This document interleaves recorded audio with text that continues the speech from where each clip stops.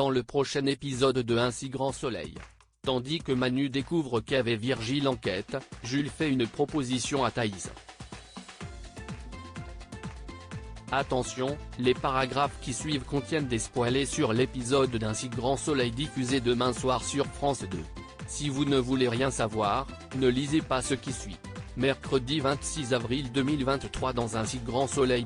Manu découvre qu'Ève et Virgile enquêtant. Virgile et Alix ont passé la nuit ensemble.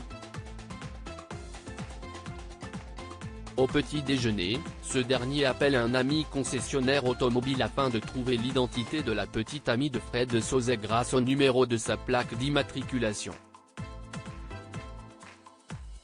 Lorsqu'il raccroche, Alix le questionne sur cet appel et Virgile avoue alors qu'il aide Ève à enquêter sur la mort d'Aline Delclos.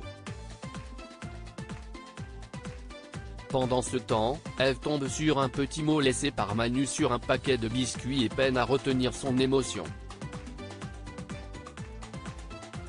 Elle retrouve ensuite Virgile à l'agence. En faisant le point sur l'enquête, Ève vient à se demander si Aline n'avait pas une liaison avec Fred Sauzet et si sa petite amie ne l'aurait pas tué par jalousie en découvrant la vérité. Seulement, Virgile peine à croire à cette hypothèse. Il décide donc de se rendre aux obsèques d'Aline qui ont lieu cet après-midi dans l'espoir d'obtenir des informations supplémentaires.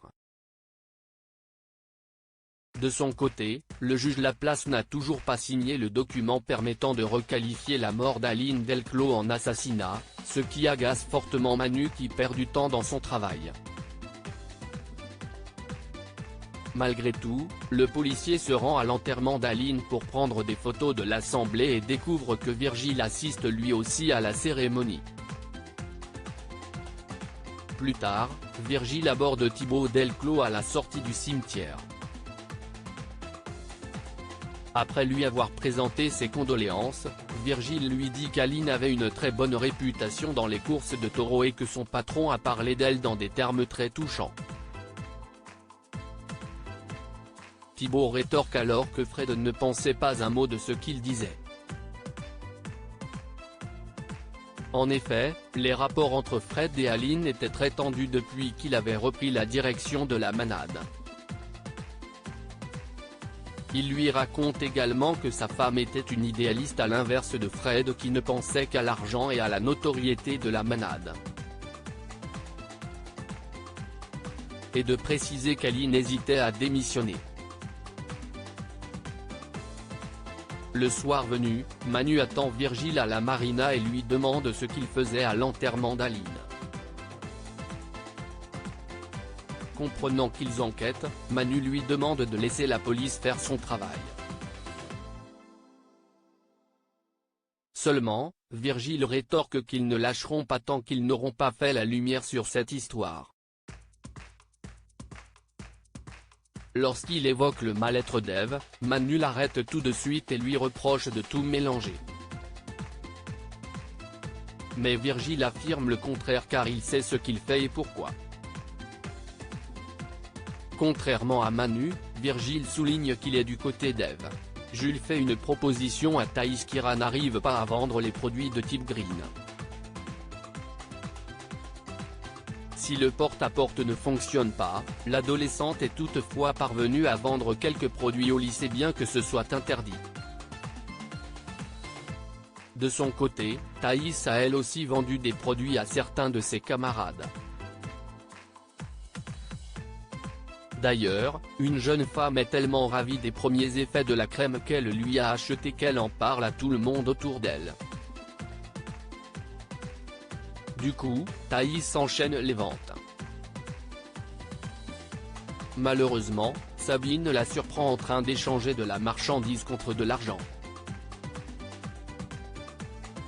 Face aux questions de son professeur, Thaïs tente de lui faire croire que ses camarades lui devaient de l'argent pour le cadeau d'anniversaire d'une amie.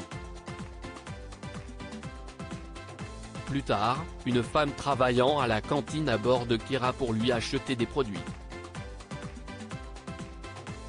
En voyant son ami hésiter, Thaïs intervient puis conclut la vente. De son côté, Sabine raconte à Fanny ce qu'elle a vu plus tôt dans la journée. Pour sa part, la professeure de sport a également surpris Kyra faire la même chose avec un élève.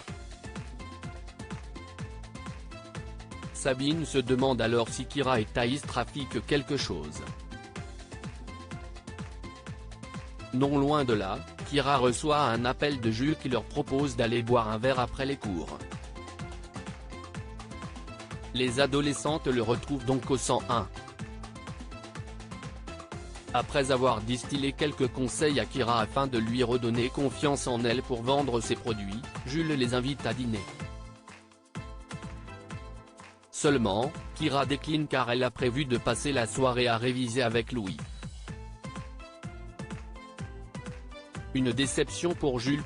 Chez son petit ami, Kyra raconte sa journée. Cependant, l'adolescente a la tête ailleurs et regarde des photos de Jules sur son téléphone. À quelques pas de là, Jules profite d'être seul avec Thaïs pour la questionner sur Kyra.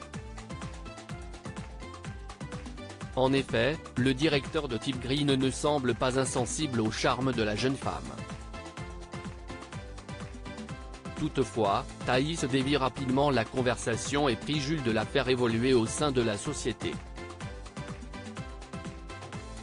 Et ça tombe bien puisqu'il pense qu'elle est prête à passer à l'échelon supérieur qui consiste à recruter de nouveaux ambassadeurs. Thaïs toucherait ensuite des commissions sur les valises. Emballée, Thaïs lui demande comment faire.